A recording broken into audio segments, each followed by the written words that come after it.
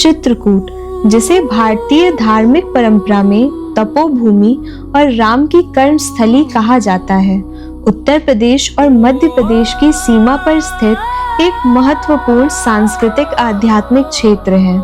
चित्रकूट का उल्लेख वाल्मीकि रामायण, रामचरितमानस, स्कंद पुराण तथा अन्य वैदिक ग्रंथों में विस्तृत रूप से मिलता है। यह क्षेत्र मंदाकिनी नदी के तट पर विकसित हुआ, जो स्वयं में एक पवित्र धारा मानी जाती है और जिसका उल्लेख विभिन्न पुराणों में तप, त्याग और साधना के रूप में मिलता है। चित्रकूट का भौगोलिक स्वरूप विंध्य पर्वत श्रेणी के अंतर्गत आता है, जहां पर्वत, वन और जल स्रोत मिलकर एक प्राकृतिक आश्रम परंपरा का निर्माण करते हैं।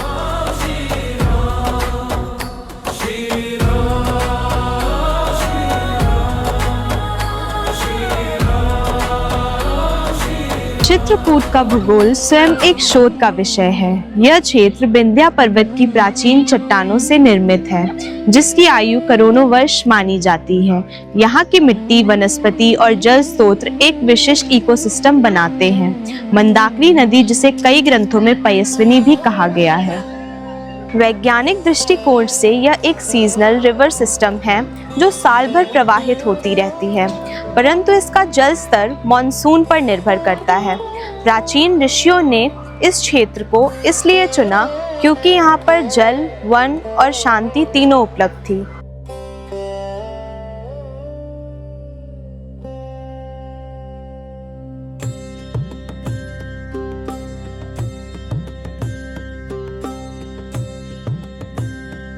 प्राचीन काल में चित्रकूट क्षेत्र एक घना वन और तपोभूमि था, जहाँ अनेक ऋषि मुनि साधना करते थे।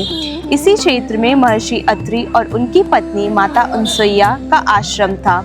माता अनसुईया अपनी त्याग, तपस्या और पतिव्रता धर्म के लिए प्रसिद्ध थी। कहा जाता है कि उनके तप के प्रभाव से प्रकृति भी उनके अनुकूल चलती थी। एक समय चित्रकूट और उसके आसपास के क्षेत्र में भीषण सूखा पड़ गया।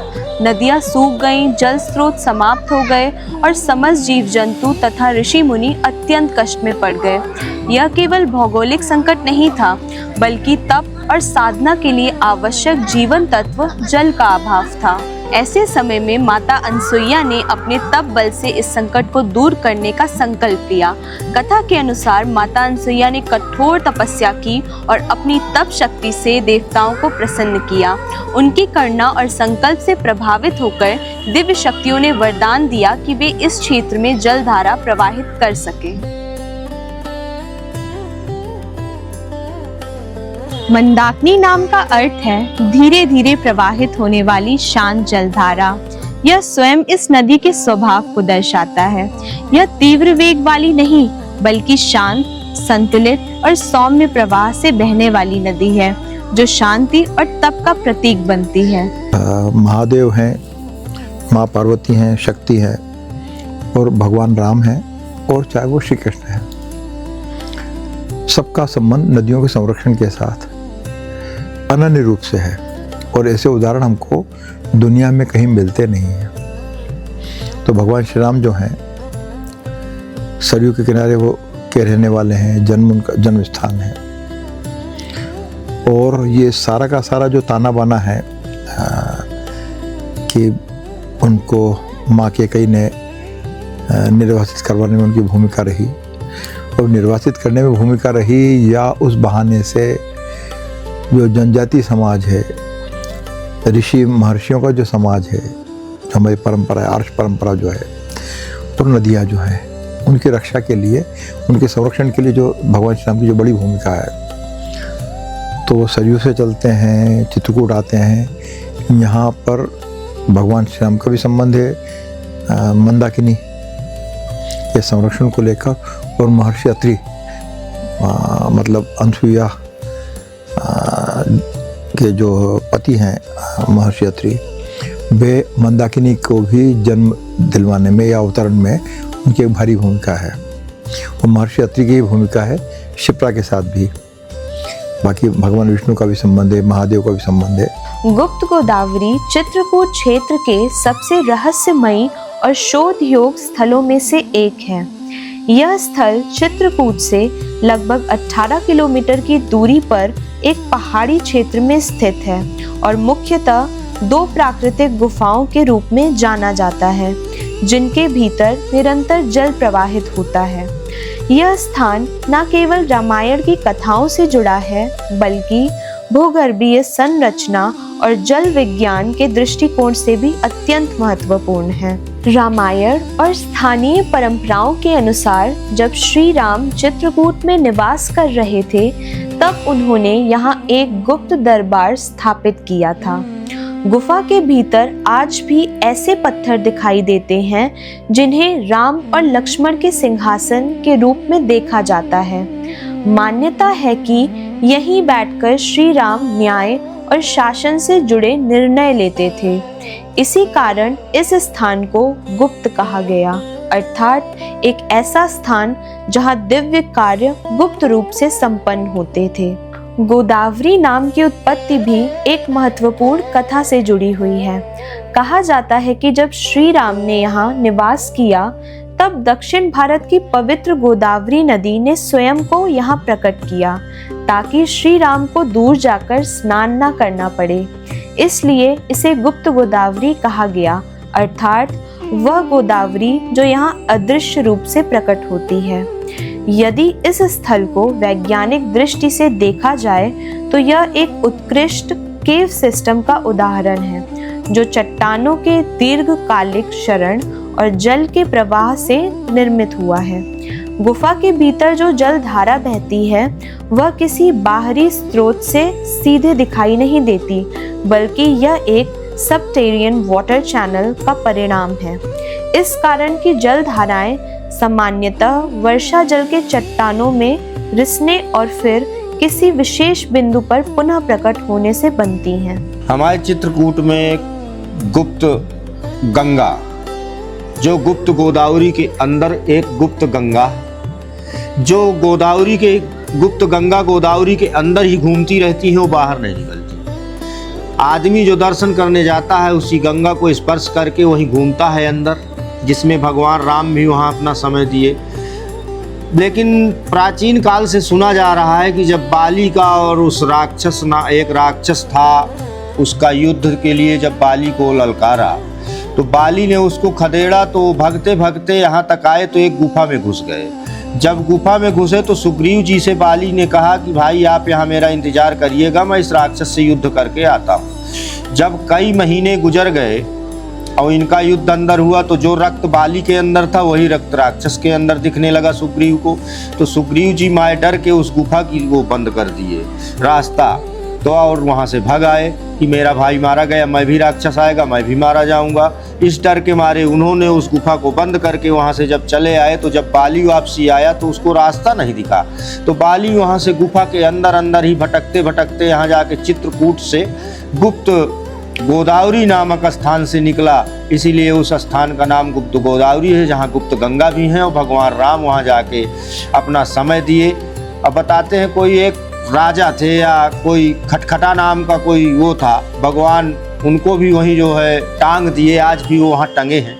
इसी से वहाँ खटखटा चोर के नाम से भी एक स्थान जाना जाता है गुप्त गंगा के अंदर, जिससे गुप्त गंगा और गुप्त गोदावरी नाम स्थान जाना जाता है। तुलसीदास, जो श्री राम के अनन्य भक्त थे, अपने जीवन के प्रारंभिक काल में ही वैराग्य धारण कर तीर्थ यात्राओं पर निकल पड़े थे। वे केवल एक कवि नहीं, बल्कि राम के दर्शन की तीव्र आकांक्षा से प्रेरित साधक थे। अनेक स्थानों की यात्रा करने के बाद वे चित्रकूट पहुंचे, जहां मंदाकिनी नदी के तट पर उन्होंने अपना निवास स्थान बनाया और साधना आरंभ की। मंदाकिनी नदी का शांत, स्वच्छ और दिव्य वातावरण उनके मन को गहरे ध्यान में ले जाता था। यहाँ के प्राकृतिक नाद जल का मधुर प्रवाह, पक्षियों की ध्वनि और वन की शांति उनकी साधना को और अधिक गहन बनाते थे। तुलसीदास जी प्रतिदिन राम घाट पर स्नान करने आते थे, जप करते थे और श्री राम के साक्षात दर्शन की कामना करते थे। कथा के अनुसार एक दिन जब तुलसीदास जी राम घाट पर चंदन घिस रहे थे और संतों को तिलक लगा रहे थे, तब दो दिव्य बालक वहां आए। वे वे अत्यंत सुंदर और तेजस्वी थे, परंतु तुलसीदास जी उन्हें पहचान नहीं पाए। उन्होंने उन बालकों को भी चंदन का तिलक लगाया और वे वहां से चले गए। चित्रकूट के घाट पर भाई संतन की भीड़, तुलसीदास चंदन घिठाएं, तिलक करें रघुवीर। माननीय तुलसीदास जी महाराज जी का जन्म राजापुर नाम एक गांव पड़ता है, यहाँ आगे, यहाँ से करीब पड़ेगा 35, 40, 50 किलोमीटर। राजापुर उनकी जन्म स्थली है, वहाँ उनका जन्म हुआ। इसके बाद जन्म होने के बाद वहीं खाए खेले। इसके बाद जब थोड़ा बड़े हो जाते थे तो शादी ब्याह समय से हो जाते थे आदमी के पहले, तो शादी ब्याह हुए उनके। इसके बाद शादी ब्याह के बाद उनको जो है एक दिन अटेंडम उनकी पत्नी अपने मायके चली गई। उस पार जमुना जी के उनका मायका था, इस पार उनका गांव था। तो उनको अटेंडम रात में पत्नी की याद आई, तो जमुना जी में गए। तो जमुना जी में उस समय बाढ़ चल रही थी, तो एक मुर्दा जो है जमुना में जा रहा था बहते हुए, किसी ने लाश को या डेड बॉडी को बहा दिया रहा होगा, तो उसी को पकड़ के वो जमुना जी में उस पार हुए। और जब उस पार गए तो जब देखा कि अब मैं घर में कैसे चढ़ूं, तो एक सर्प ऐसे लटक रहा था, नाग देवता ऐसे लटक रहे थे। तो इन्होंने सोचा कि ये रस्सी है, तो रस्सी को पकड़ के ये ऊपर छत में चढ़ गए। और जब अपने घर पहुँचे ससुराल अपने पत्नी के पास, तो पत्नी ने इनसे पूछा कि भाई आप रात में यहाँ कैसे आ गए, कैसे चढ़ाए, कैसे पहुँचे। तो इन्होंने बताया कि जमुना में इस तरह मुझको, तो इस तरह आ गया मैं। फिर रस्सी वहाँ लटकी थी, तो रस्सी की जगह में मैंने सर्प को पकड़ के चढ़ाया, जब देखा तो सर्प है।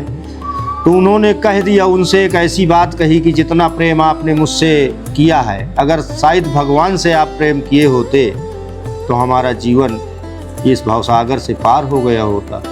तो उनके दिमाग में अटेंडम की बताइए, मैं इतनी मेहनत करके इसके पास आया और इसने मेरी कोई इज्जत नहीं किया, इसने और मुझको उल्टा। तो ये उनके दिमाग में जब भाग गया, तो वहाँ से वो वापस आते हैं अपने घर, अपने माता पिता को प्रणाम करके चले जाते हैं और फिर वहाँ बैठ के भजन करने लगते हैं। भगवती कृपा, भगवान दर्शन देते हैं, सरस्वती बैठ जाती है। पूरी रामचरितमानस का उन्होंने लेखन किया और लिख के तभी ये चौपाई बनाई गई कि चित्रकूट के घाट में भाई संतन की भीड़, तुलसीदास जी चंदन घसें, तिलक करें रघुवीर। जय श्री राम, जय हनुमान। तो कहा गया है कि आलोक चित्रकूट से पाता त्रैलोक है, हर तरु कल्प वृक्ष हर तरु अशोक। इनके दर्शन मात्र से संसारिक सुख तो चले जाते हैं, लेकिन जो भगवान के शरणागत वाला सुख है वो मिलता है। और कामदगिरि भयराम प्रसादा अवलोकता पर विषादा, यहाँ का ये हो गया। फिर ये चित्रकूट वह स्थली है जो अपनी तरफ आकर्षित, यानी गुरुत्वाकर्षण है। ये कहा जाए तो राम का हृदय है या भारत का हृदय है। जो हृदय से अपनी ओर खींचे उसी पृथ्वी को गुरुत्वाकर्षण साइंस में कहते हैं। तो इनमें गुरुत्वाकर्षण है।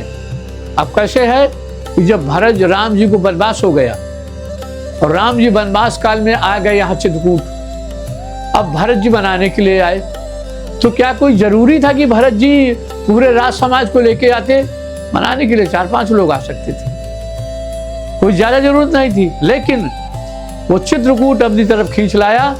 जितनी राज समाज प्रजा थी सब भगवान के प्रति चित्रकूट की तरफ आ गए और चित्रकूट में रहे। चित्रकूट में रहते रहे, उनको जाने की इच्छा नहीं होती थी। भगवान राम सोचे कि अरे अगर यहाँ ही रह जाएंगे तो अयोध्या का शासन कैसे चलेगा। अब आतिथ्य हैं, मैं कह नहीं सकता कि आप जाइए, और बिना कहे जा नहीं सकते।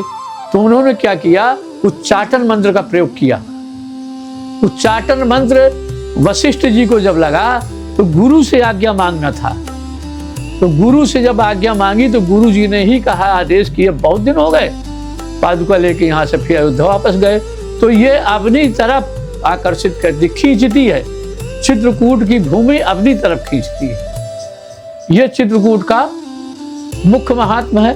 नो कहा गया है कि ना 100 अयोध्या ना एक चित्रकूट, 100 अयोध्या के चित्रकूट के बराबर नहीं।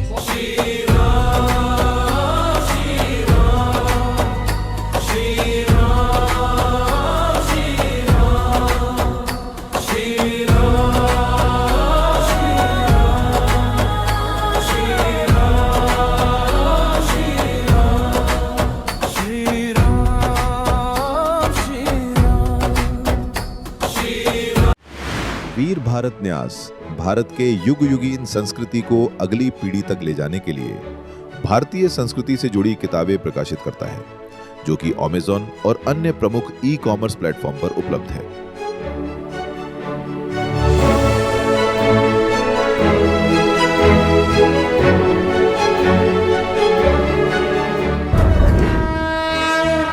वयं राष्ट्रे जागृयां पुरोहितः। हम राष्ट्र आराधक भारतवर्ष को जागृत और जीवंत बनाएं। युग युगीन भारत के कालजयी महानायकों की तेजस्विता की गौरव गाथा